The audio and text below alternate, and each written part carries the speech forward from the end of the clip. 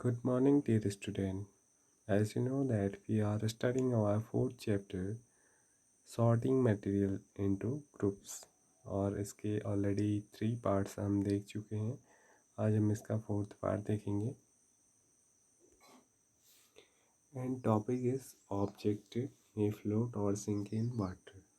Object वस्तुएं जो float होती हैं, तैरती हैं, या सिंक डूब जाती हैं in water. While doing activity 4, you might have noticed that the insoluble solid separate out from the water. हमने एक्टिविटी 4 में soluble और insoluble पार्टिकल्स को, ऑब्जेक्ट को ऑब्जर्व किया था। हमने वहाँ पर देखा था कि ऐसे ऑब्जेक्ट जो डिज़ोल्व नहीं होते वाटर में, वो क्या हो जाते हैं, सेपरेटेड हो जाते हैं वाटर से।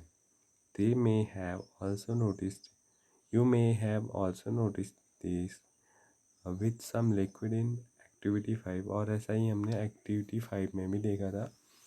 कुछ लिक्विड्स ऐसी होती हैं जो वाटर में डिसॉल्व नहीं होती हैं और वो सेपरेट हो जाती हैं। Some of these material that do not mix with water floated to surface of water. इनमें से हमने देखा था कि कुछ ऐसे सब्सटेंसेस होते हैं जो वाटर के सरफेस में क्या करते हैं, फ्लोट करते हैं। Other may have sink to the bottom of the timber, right?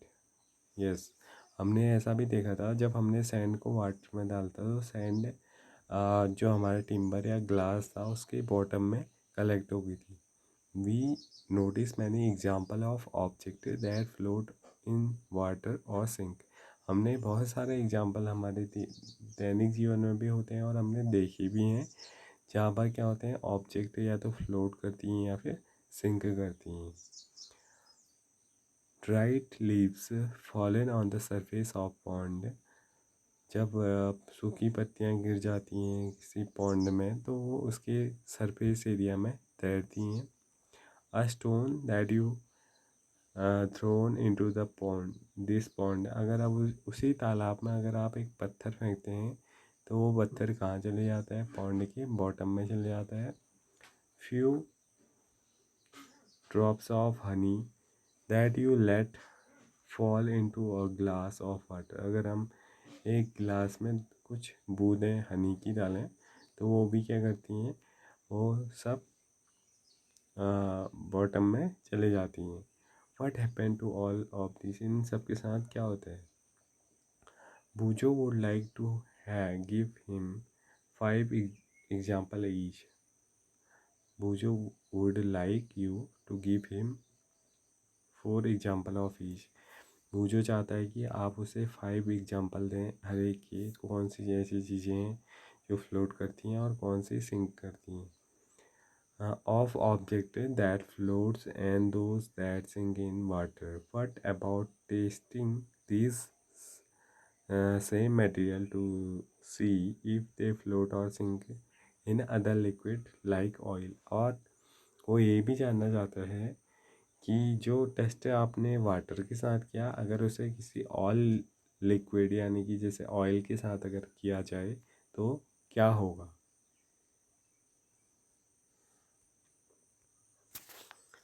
Next property of matter is transparency. Transparency क्या होती है। You might have played the game of hide and seek. आपने एक गेम खेला होगा hide and seek. Think of some places where you would like to hide so that you are not seen by others. आपको ये भी याद होगा कि कुछ ऐसे प्लेसेस थे जहाँ पर आप छुपते थे और आपको कोई दूसरा सीन नहीं कर पाता था। Why did you choose those places, आप उन स्थानों को क्यों चूज करते। Would you have tried to hide behind the glass window, क्या आप कभी ग्लास विंडो के पीछे छुपे हो। नहीं, बिल्कुल नहीं छुपे होगे। अगर वहाँ छुपते तो आप दिखाई देते। Obviously not. You as your friend can be see through that and spot you. अगर आप उसके पीछे छुपते तो आपका दोस्त क्या करता, आपको देख लेता आसानी से और आपको स्पॉट करता। Can you see through all the materials, क्या आप सभी मटेरियल्स के आर पार देख पाते हैं? दो सब्सटेंस और material through which things can be seen are called transparent. ऐसे मटेरियल्स, ऐसे सब्सटेंसेस, ऐसे मटेरियल्स जिनके आर पार हम देख पाते हैं उन्हें क्या बोलते हैं? ट्रांसपेरेंट बोलते हैं। Like glass, water, air and some plastic are example of transparent material. देखो ग्लास होता है, ग्लास में अगर हम देखें ग्लास के दरवाजे होते हैं, या वाटर के अगर हम वाटर के अंदर देखें तो हमें जिस बर्तन में वाटर रखा है उसकी तली, बॉटम हमें साफ दिखाई देता है। ऐसे ही एयर की अगर हम बात करें तो एयर में हम आसानी से बहुत दूर की भी वस्तुओं को आसानी से देख सकते हैं। ऐसे कुछ प्लास्टिक भी होते हैं।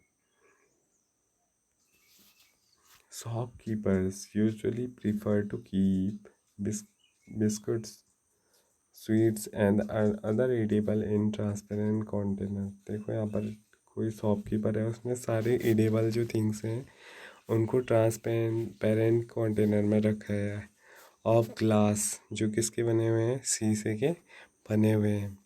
या फिर वो किसके बने हैं? या फिर वो प्लास्टिक के बने हुए हैं। So that buyers can easily see these item. ऐसा क्यों? क्योंकि जो बायर्स हैं, जो खरीदना चाहते हैं, वो उन्हें आसानी से देख सकें। On the other hand there are some material through which you are not able to see. और इसके अलावा कुछ ऐसे मटेरियल्स भी होते हैं जिनके आर पार हम नहीं देख पाते हैं। These materials are called opaque. ऐसे मटेरियल्स को क्या बोला जाता है? ओपेक बोला जाता है। ठीक है। You can not tell what is kept in a closed wooden box. अगर आप कोई वुडन बॉक्स है बंद, उसमें ये नहीं बता सकते कि उसके अंदर क्या रखा है। अ कार्डबोर्ड, कॉटन और अ मेटल कंटेनर। अगर हम मेटल के बने हुए कंटेनर को देखें या फिर कार्डबोर्ड के कर्टन को देखें तो हम जनरली ये नहीं बता सकते कि उसके अंदर क्या रखा हुआ है। Wood, cardboard and metals are example of opaque materials. ये सारे किसके एग्जाम्पल हैं? ओपेक मटेरियल्स के।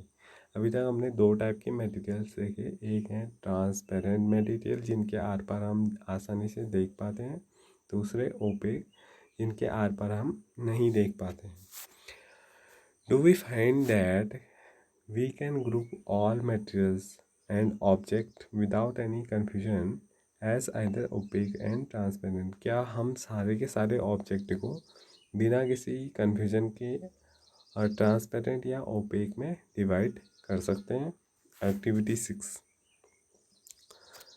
Take a sheet of paper and look through it toward lighted bulb, light and bulb, sorry. आपने क्या करना है? एक पेपर की शीट लेनी है और उसे लाइट एंड जले हुए बल्ब की ओर उससे देखना है। Make a note of your observation. Now put, अब आपने क्या करना है? जो आपको दिखाई दे रहा है, आपको कैसी लाइट दिखाई दे रही है, बल्ब का आकार दिखाई दे रहा है, नहीं दे रहा है, दिखाई दे रहा है, उस सबको ऑब्जर्व करना है। Now put 2 or 3 drops of some oil. अब आपने क्या करना है? 2 या 3 बूंदें किसी ऑयल की उसमें डाल लेनी है। Spread it on the sheet of paper, और उसको पेपर की शीट के ऊपर क्या करना है? फैला देना है। Look again toward the light and bulb through that portion of the paper on which the oil has been separated spread. ठीक है। आप क्या करना है? आपने जिस सरफेस में आपने ऑयल को स्प्रेड कर रखा है, फैला रखा है, वहाँ से आपने उस पोर्शन से आपने बल्ब को दोबारा से ऑब्जर्व करना है। Do you find that the bulb is more clearly visible then before? अब आपको पता चलेगा कि आपका बल्ब है, जब आपने एक नॉर्मल शीट ली थी जिसमें ऑयल नहीं लगा था, उससे ज़्यादा क्लियरली दिखाई दे रहा है। But can you see clearly through the oil paper? क्या लेकिन फिर भी ऐसा होता है कि हम पूरा क्लियर नहीं देख पाते हैं।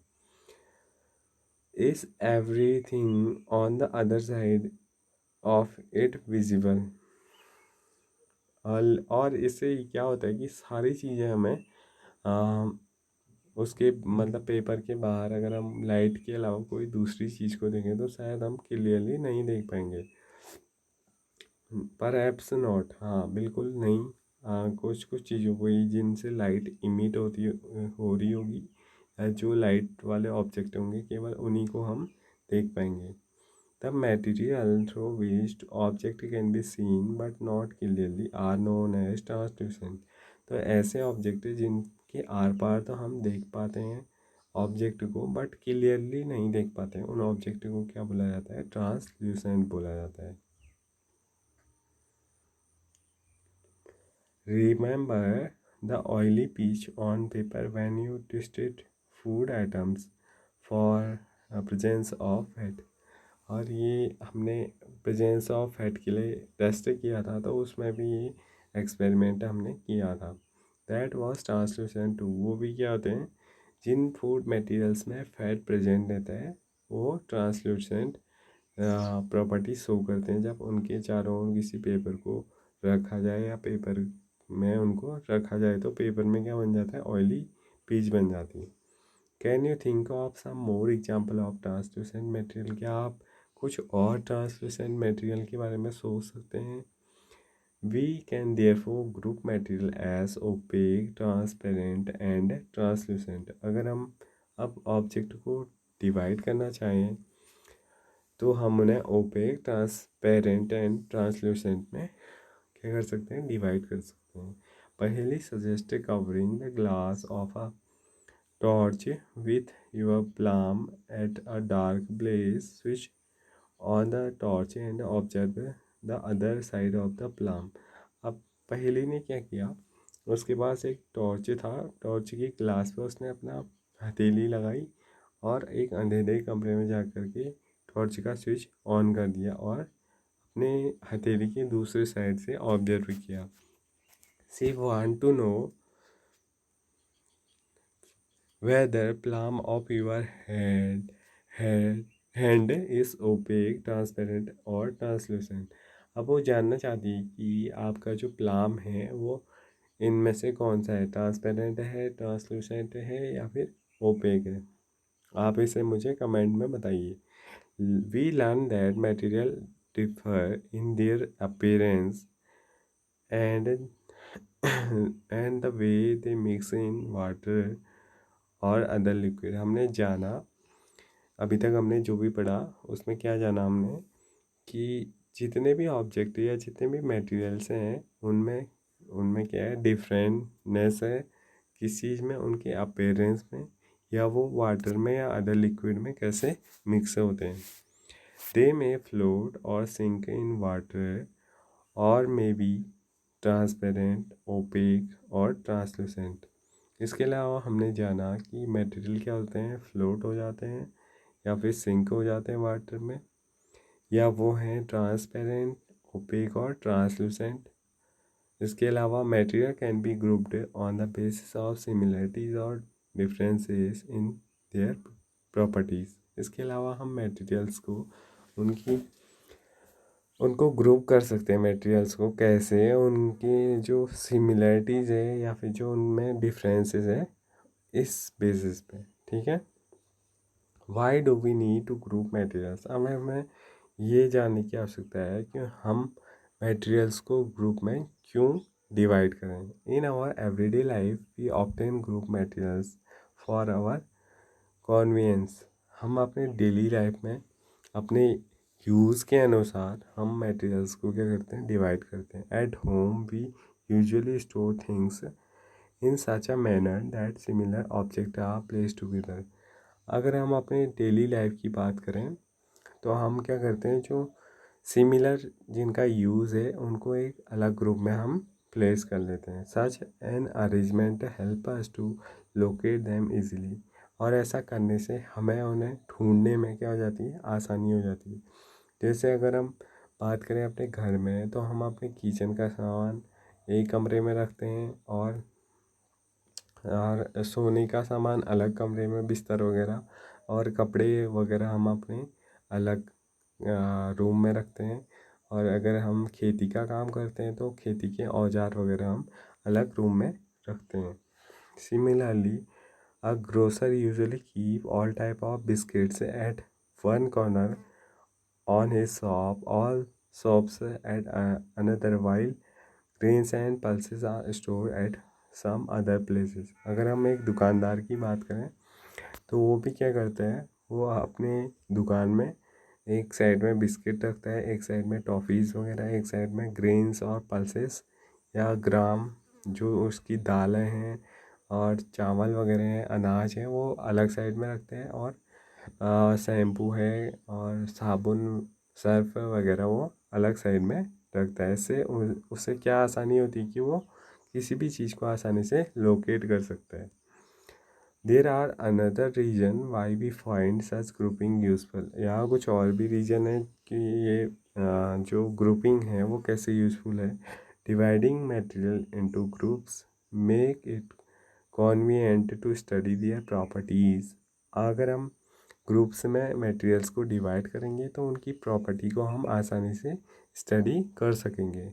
And also observe any pattern in these properties, और उनमें अगर कोई उनकी प्रॉपर्टीज़ में कोई एक ख़ास पैटर्न है, कोई तरीका है, तो हम उसे भी आसानी से आइडेंटिफाई कर सकेंगे। We will study more about this in the higher classes, और इसके बारे में हम हायर क्लासेस में अधिक पढ़ेंगे। तो यहाँ पर हमारा चैप्टर 4 कंप्लीट हो गया है। अगर आपको इस चैप्टर से रिलेटेड कोई भी क्वेश्चंस हैं तो आप मुझे मैसेज कर सकते हैं, आप मुझसे पूछ सकते हैं। Thank you.